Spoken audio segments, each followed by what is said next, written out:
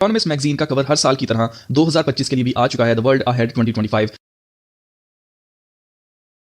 और जैसा कि आप जानते हैं कि हर साल इकोनॉमिस्ट मैगजीन अगले साल को प्रेडिक्ट करता है कि उसमें क्या होने वाला है, और एग्जैक्टली वैसा ही हो रहा होता है। वैसा क्यों हो रहा होता है, उसकी रीजन ये है कि it's a sort of magic. ये होने से पहले लोगों को बता देते हैं, इसलिए बता देते हैं ताकि जैसे ही वो चीजें हों तो लोगों का मजीद एतबार इनके ऊपर बढ़ जाए कि हाँ जी, इनके पास या तो कोई गीदड़ सिंगी है या फिर इनके पास कोई टाइम मशीन है, या इनको पता लग जाता है और वही सब कुछ होना शुरू हो जाता है। जबकि हकीकत में ये इनके सारे प्लान्स हैं और यही सब कुछ न्यूज के अंदर रहने वाला है। क्यों? क्योंकि इकोनॉमिस्ट ग्रुप जो है, इकोनॉमिस्ट मैगजीन किसका है? इकोनॉमिस्ट मैगजीन इकोनॉमिस्ट ग्रुप का है। और इकोनॉमिस्ट ग्रुप किसका है? इकोनॉमिस्ट ग्रुप है रोथस्चाइल्ड फैमिली का, जो कि इल्यूमिनाटी के 13 खानदानों में से एक खानदान है। तो आप देख सकते हैं रोथस्चाइल्ड इसके लिए रिस्पॉन्सिबल है, जो कि पूरी दुनिया का जितना भी पैसा है, खासतौर से जो बैंक्स हैं, उनको वो लोग कंट्रोल करते हैं। तो आप नोट करें कि उन्होंने ही ये कवर बनवाया है किसी से, और आप नोट करें कि वही चीजें जो वो चाहते हैं वो यहाँ पर रखी गई हैं दुनिया के सामने। अब यहाँ पर बहुत सारी तस्वीरें, आपको इसके लिए बिल्कुल भी कंफ्यूज नहीं होना है। मैं आपको एक एक करके इन चीजों के बारे में बताता हूँ। सबसे पहली चीज ये है कि यहाँ पर एक पूरा मुंह बना हुआ है। अगर आप नोट करें, दो आंखें हैं, एक आंख तो आपको नजर आ रही होगी वन आई सिंबलिज्म, फिर यहाँ पर आपको दूसरी आंख नजर आ रही होगी, ये अलग से एक आंख है। फिर उसके अलावा यहाँ पर एक नाक नजर आ रहा है, ट्रंप के बिल्कुल नीचे एक नाक है, और उससे नीचे भी अगर आप देखें तो यहाँ पर एक मुंह भी बना हुआ है जो कि आपको हंसता हुआ दिखाई दे रहा है, ईवल हंसी है। फिर यहाँ पर आप देख सकते हैं कि सबसे टॉप के ऊपर रखा गया सैटर्न को। सैटर्न आपको पता है कि हमेशा 666 तो अपने कवर्स के अंदर छुपा के रखते हैं। तो सैटर्न इन्होंने सबसे ऊपर इसलिए रखा हुआ है क्योंकि सैटर्न क्यूब, और खास तौर से सैटर्न क्यूब को अगर हम देखेंगे, इसके अंदर जो नॉर्थ पोल के ऊपर जो पॉलीगॉन है वो 666 उसका बनता है नंबर। और आप नोट करें कि सैटर्न जो है कबाला मैजिक के अंदर, खास तौर से जो यहूदी कबाला करते हैं, उनका मानना है कि Saturn is associated with बिनाह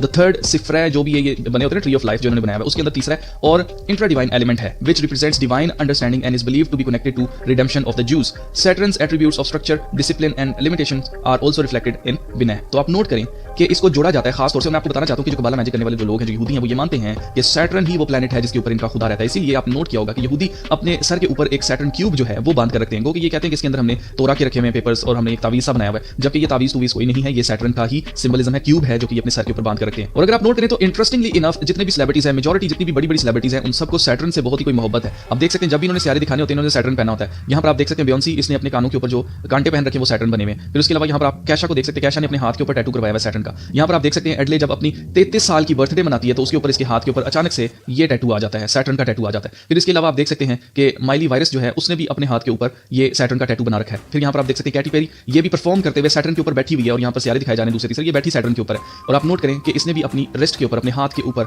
one I plus Saturn उसके अंदर बनाया हुआ है। आप देख सकते हैं कि ये इन लोगों को सैटर्न बहुत ज्यादा पसंद है। तो इन सेलिब्रिटीज को इतना ज्यादा क्या पसंद है सैटर्न, क्यों इनको इससे बहुत ज्यादा लगाव है? तो उसकी रीजन ये है कि वर्ड जो सैटर्न है वो साउंड करता है सेटन से, और मैं आपको बता चुका हूं कि गिराया हुआ फरिश्ता जो लूसीफर है उसका नाम अब सेटन है, शैतान है। तो ये उसको अपना गॉड मानते हैं, और ये मानते हैं कि सैटर्न के ऊपर ही वो रहता है, और यही सब कुछ ये कबाला के अंदर मानते हैं, जिसकी वजह से सैटर्न जो है वो हमें यहाँ पर देखने को मिल रहा है कि ये रूल कर रहा है बाकी सारी चीजों के ऊपर।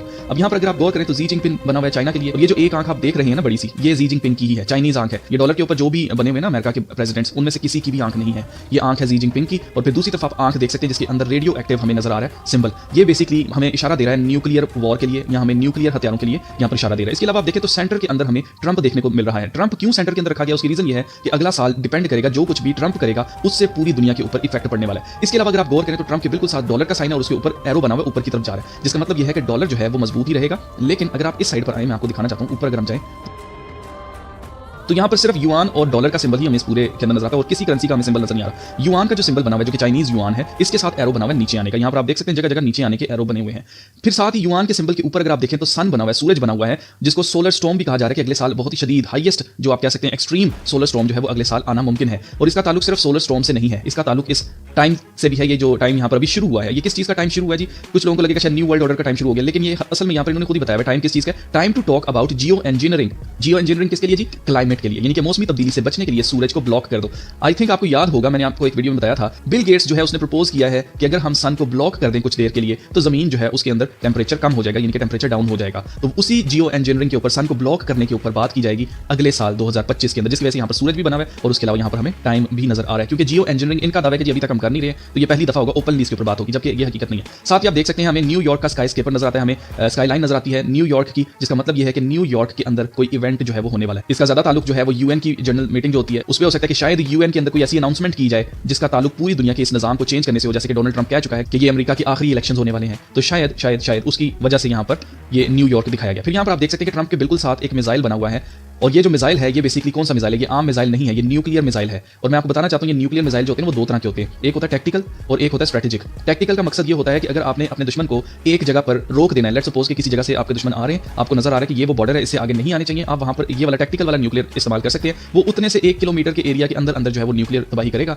और जो आपका दुश्मन है वो भी मारा जाएगा, और मजीद अगर पलटन आती है तो वो उस जगह को क्रॉस करके आगे नहीं आ सकेगी, क्योंकि वहां पर न्यूक्लियर का असर होगा। तो इसको बोलते हैं टैक्टिकल, जो कि एक लिमिटेड से एरिया के लिए होता है। लेकिन जो स्ट्रेटेजिकल होता है वो पूरे के पूरे शहरों को उड़ाने के लिए होता है। तो यहाँ पर हमें हमें जो वेपन नजर आ रहा है वो ये वाला वेपन है जो कि आप देख सकते हैं। इसको बोलते हैं कि छोटे साइज के होते हैं, इनको बोलते हैं टैक्टिकल न्यूक्लियर हथियार। मजीद अगर हम देखें तो इस न्यूक्लियर हथियार के बिल्कुल बगल में हमें एक और हथियार नजर आ रहा है और ये हथियार जो है इसके अंदर लाल कलर का जहर है। और आपको पता ही है कि ये इन्होंने 2024 का जो आया था कवर उसके अंदर भी दिखाया था और मैंने उस वक्त भी आपसे कहा था कि ये रॉकेट्स को जो है वो क्या करना चाह रहे हैं, मैंडेटरी करना चाह रहे हैं, यानी कि उसको लाजमी करना चाह रहे हैं। अब मजीद ट्रैवल के ऊपर बैन लगाया जाएगा। अगले साल से आप देखेंगे कि ट्रैवल करना आसान नहीं होगा, बहुत मुश्किल हो जाएगा। और सबसे बड़ी रुकावट क्या होगी, सर्टन किस्म के रॉकेट्स जो है वो आपसे कहा जाएगा कि क्या आपने ये रॉकेट्स नहीं है, आपको दोबारा से लेने पड़ेंगे। ये रॉकेट्स आपको लगवाने पड़ेंगे रेगुलर बेसिस पे अगर आप ट्रैवल करना चाहते हैं एक जगह से दूसरे शहर या दूसरे मुल्क अगर आप जाना चाहते हैं तो अब इतना आसान नहीं होगा। फिर मजीद आप देख सकते हैं यहाँ पर आपको इलेक्ट्रिक गाड़ियां नजर आ रही हैं और इलेक्ट्रिक गाड़ियां मैं आपको बताना चाहता हूं कि अगले साल मजीद बढ़ाई जाएंगी कि आवाम जो है वो पेट्रोल और तेल को छोड़कर इलेक्ट्रिक गाड़ियों की तरफ आए। तो इसको मजीद मार्केट के अंदर लाया जाएगा और पुश किया जाएगा गवर्नमेंट की तरफ से। और खासतौर से आपको पता है कि इलॉन मस्क साथ साथ लगा हुआ है ट्रंप के, तो बेसिकली इन चीजों को मजीद जो है आम किया जाएगा अगले साल, जिसकी वजह से यहाँ पर इलेक्ट्रिक गाड़ी बनी। यहाँ पर एक औरत बनी हुई जिसका नाम है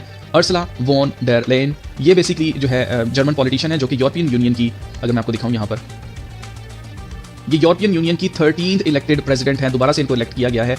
तो आप नोट करें कि अभी तक ये होल्ड करनी है अपनी पोजीशन को as a federal minister of defence, जो कि यूरोपियन यूनियन की ये हेड है। आप कह सकते हैं कि ये प्रेसिडेंट ऑफ यूरोपियन यूनियन है। ये 13 नंबर आपको पता है कि कहीं ना कहीं से ये ले ही आते हैं, इन्होंने ये न्यूमरोलॉजी पूरी करनी होती है तभी इनका ये मैजिक काम करता है। और आप नोट करें कि यहाँ पर इनका जिक्र क्यों किया गया, इनका जिक्र इसलिए किया गया है क्योंकि ये स्पेस कानून कुछ ऐसे बनाना चाह रहे हैं आगे कमर्शियली, जो कि अगर स्पेस में लोगों को लेकर जाने का आने का काम है तो उसके लिए कहा जा रहा है। जबकि अगर आप नोट करें तो ट्रंप ने भी एक स्पेशल टास्क फोर्स बना रखी है स्पेस की जिसका ताल्लुक एलियन इन्वेजन से। और एलियन ये यूएफओ की जो हियरिंग्स हो रही है ना अमेरिका के अंदर, ये ऐसे नहीं हो रही है, ये एलियन एजेंडा है। इन्होंने प्रोजेक्ट ब्लू बीम जो है उसको काम में लेके आना है, इसीलिए अर्सला जो है उनका चेहरा भी यहाँ पर दिखाया जा रहा है। मजीद मैं आपको बताना चाहता हूँ यहाँ पर अगर आप गौर करें तो जमीन जो है उस ग्लोब जो है हमें दो दिखाए जा रहे हैं, एक ग्लोब ये है और दूसरा ग्लोब हमें बिल्कुल ट्रंप के साथ यहाँ पर दिखाई देता है। ये जो ग्लोब है अगर आप गौर करें तो इसके अंदर वो सारी कंट्रीज हैं जो कि एशिया के अंदर आती हैं, मिडिल ईस्ट के अंदर आती हैं, सारी कंट्रीज आ गई। लेकिन यहाँ पर जो ग्लोब है इसके अंदर वाहिद सिर्फ अमेरिका है, साउथ अमेरिका और नॉर्थ अमेरिका। और इसके साथ अगर आप गौर करें तो हमें नीचे जाते हुए जो है वो एरोज नजर आ रही है, जिसका मतलब यह है कि कोई खतरा है अमेरिका को, जो कि जिसका ताल्लुक जो है वो ट्रंप के साथ है और कुछ होने वाला है ट्रंप के साथ जिसका ताल्लुक जो है वो अमेरिका से है। फिर आप नोट करें कि यहाँ पर नीचे अगर आप आए कि एक औरत का चेहरा यहाँ पर बना हुआ है। आप सोचेंगे ये कौन सी औरत है, इस औरत का नाम है जी जेन ऑस्टिन। जेन ऑस्टिन जो है बेसिकली ये एक नॉवेलिस्ट थी, एक राइटर थी जो कि फेमिनिस्ट है, औरतों के हकूक के लिए बात करती थी। औरतों के हकूक से ज्यादा ये बेसिकली वही चाहती थी कि अगर आदमी स्मोकिंग करता है तो औरतें भी स्मोकिंग करें, अगर आदमी जो है वो बाहर जाके दूसरी औरतों के साथ रिलेशनशिप रखता है तो औरतें भी जाकर बाहर, उनको भी राइट हासिल होना चाहिए। और ये 19 या 18 के अरसे की थी, तो जिसकी वजह से आप देख सकते हैं कि औरतें इतनी बाहर नहीं निकलती थी अमेरिका के अंदर। तो ये उनके हकूक के लिए एक पहली फेमिनिस्ट आप इनको कह सकते हैं। और इन्होंने बहुत सारी ऐसी किताबें लिखी हैं जो कि फेमिनिज्म के ऊपर है, औरतों के हकूक के ऊपर है, जिसकी वजह से इनको फेमिनिस्ट भी कहा जाता है। तो अब यहाँ पर इनकी तस्वीर क्यों बनाई गई है, तो इनकी तस्वीर इसलिए बनाई गई है, इनका ताल्लुक है जनाब ट्रंप से। ट्रंप जैसे ही जीता है, जैसे इसकी न्यूज आई है तो साथ ही अमेरिका के अंदर जो फेमिनिस्ट औरतें हैं उन्होंने अपने बाल काटना शुरू कर दिए। इन्होंने कहा कि जिन लोगों ने भी ट्रंप को वोट किया है उन लोगों ने हमारी जिंदगी तबाह कर दी है। और अगर आप नोट करें तो एक नोशन ये जा रहा है सिविल वॉर वाला, और जैसे मैं आपको कह चुका हूं कि जगह जगह इन्होंने सिविल वॉर्स करवानी है, तो ये लोग बहुत ज्यादा खुश होंगे अगर ट्रंप को कुछ होता है। तो आप नोट करें कि इन्होंने अपने बाल काटे और बहुत ही अफसोस का इन्होंने इजहार किया टिकटॉक के ऊपर। और इन औरतों ने कहा कि हम अब आदमियों को बिल्कुल भी डेट नहीं करेंगे और ना उनके साथ हम सोएंगी।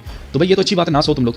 वैसे भी आदमियों को औरतों की जरूरत है, आदमियों को आदमियों की जरूरत नहीं है जो कि आदमियों वाले काम कर रही हो। तो आप नोट करें कि एक नफरत जो है वो दिखाई जा रही है टिकटॉक के ऊपर, सोशल मीडिया के ऊपर ट्रंप को लेकर अमेरिका के अंदर, जो कि खास तौर से डेमोक्रेट्स लोग हैं। और आपको पता ही है कि ट्रंप जो है उसने कहा था कि वो आते साथ क्या करेगा, बच्चा गिराने के जो अड्डे हैं उनको ये बंद कर देगा, जिसकी वजह से इन्होंने अपने बाल काटे। उन्होंने कहा अब हम आदमियों के साथ सोएंगे ही नहीं। आप नोट करें कि इन लोगों की मेंटालिटी क्या है, यानी कि तुम लोग को आदमियों के साथ सोने के लिए पहले ये सिक्योरिटी चाहिए कि जी बच्चा गिराने का सेंटर खुला है कि नहीं खुला। फिर मजीद अगर आप नोट करें तो इसके साथ एक हाथ बना हुआ है जो कि रेवोल्यूशन को शो करता है। ये हाथ हमेशा आपने देखा होगा जब भी रेवोल्यूशन कोई होने वाला होता है। अगर आपको मैं यहाँ पर दिखाऊं तो आप देख सकते हैं कि जब द अवेकनिंग थी 2011 के अंदर मिस्र के अंदर रेवोल्यूशन आता है, तो आपको पता ही है कि वहां पर हुकूमत को आवाम जो है वो गिरा देती है और नई हुकूमत वहां पर खड़ी की जाती है। 2011 के अंदर ये हुआ था वाकया। तो इकोनॉमिस्ट मैगजीन का ये कवर आया था जिसमें हाथ बना हुआ है इसी तरह से जो कि शो करता है रेवोल्यूशन को। तो ये मुझे याद दिलाता है जी फ्रेंच रेवोल्यूशन का। और आपको याद होगा अभी इस साल जो ओलंपिक्स हुए हैं फ्रांस के अंदर, उसमें उन्होंने फ्रेंच रेवोल्यूशन की थीम रखी थी। और फ्रेंच रेवोल्यूशन ही हिस्ट्री के अंदर एक ऐसा टाइम है जब पूरी दुनिया के अंदर एक निजाम लगाया गया था, और वो निजाम क्या था, प्रेसिडेंट्स और प्राइम मिनिस्टर्स वाला। अब ये निजाम मुझे लगता है इसका टाइम आ चुका है कि ये खत्म करने वाले हैं, और उसके लिए एक और फ्रेंच रेवोल्यूशन चाहिए, एक और ऐसी रेवोल्यूशन चाहिए जो कि पूरे निजाम को चेंज करके रखते। और ट्रंप की ये बात सच हो जाए, अब आपको मजीद वोट करने की जरूरत नहीं पड़ेगी। फिर यहाँ पर अगर आप गौर करें तो हमें बैलेट दिखाई दे रहा है जो कि टूटा हुआ है। बैलेट टूटे होने का मकसद ही ये है कि अगले साल से ये इसके ऊपर बात करेंगे कि वोटिंग सिस्टम जो है उसको किस तरह से खत्म करना है। बेसिकली ये वोटिंग सिस्टम करना, प्राइम मिनिस्टर प्रेसिडेंट वाला सिस्टम इन्होंने खत्म करना है। न्यू वर्ल्ड ऑर्डर के अंदर दुनिया का एक ही बादशाह होगा, दुनिया के अंदर एक ही हुकूमत होगी और पूरी दुनिया के अंदर एक ही मजहब होगा, एक ही करेंसी होगी, सब कुछ एक कर दिया जाएगा। फिर मजीद यहाँ पर ज़ेलेंस्की और पुतिन क्यों है इसके बारे में मुझे बताने की जरूरत नहीं है। ट्रंप ने कहा था कि मैं इनकी जंग रुकवा दूंगा, तो शायद इसी वजह से यहाँ पर ये बने हुए हैं कि इनकी जंग जो है वो अगले साल भी चलती रहेगी, इसको रुकवाया नहीं जा सकेगा। और मजीद मैं आपको बता दूं कि ये जो रॉकेट बना हुआ है ना रेड कलर का, इस रॉकेट के साथ ये जो रॉकेट है ये हमें ये भी इंडिकेशन दे रहा है कि शायद दोबारा से अगले साल कोई नया पेंडेमिक जो है वो लाया जाए ताकि इस तरह के रॉकेट्स जो है उनको मैंडेटरी किया जा सके, आम किया जा सके। तो गाइस आई होप कि आपको समझ आ गई होगी कि असल में इस इकोनॉमिस्ट मैगजीन के कवर में क्या हमें बताने की कोशिश की जा रही है और आगे नियर फ्यूचर में इनके क्या प्लान्स हैं, क्या ये सब कुछ करने वाले हैं। तो इस तरह की मजीद वीडियोस देखने के लिए इस चैनल को सब्सक्राइब करें। तो मिलते हैं नेक्स्ट वीडियो में, तब तक अपना बहुत सारा ख्याल रखिएगा। खुदा हाफिज।